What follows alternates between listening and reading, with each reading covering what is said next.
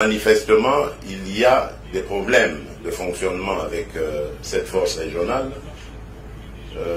La première, je l'ai évoqué ici, la première raison qui nous pousse à nous poser des questions, c'est le rôle de qui était assigné à cette force régionale et qui n'est pas du tout rempli.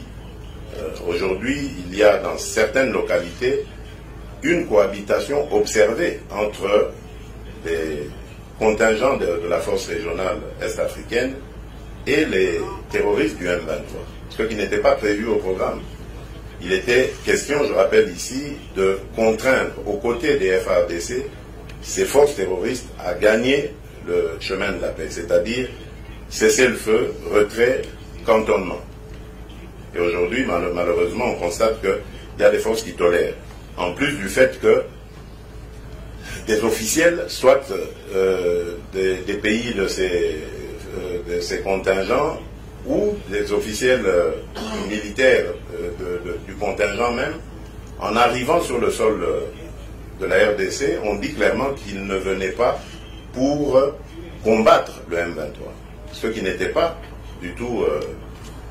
Alors, à côté de cela, il y a le problème du commandant de la force lui-même. Vous avez suivi, monsieur le général Jeff Niaga, qui a démissionné de manière spectaculaire, nous surprenant tous, et parlant de menaces, des menaces auxquelles il ne nous a jamais fait part.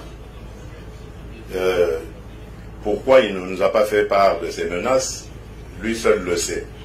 Et lorsqu'il décide de quitter la République démocratique du Congo, le Kenya désigne directement un autre commandant de la force sans consultation, comme si cette force n'appartenait que au Kenya. Donc manifestement, il y a un problème dont nous avons besoin de parler pour clarifier la situation. Et comme le mandat s'achève au mois de juin, si à cette date-là, nous estimons que le mandat n'est pas rempli, je crois que nous allons décider de raccompagner ces contingents venus à la rescousse de la République démocratique du Congo avec honneur, les remercier pour avoir essayé d'apporter leur part de contribution à la paix en République démocratique du Congo.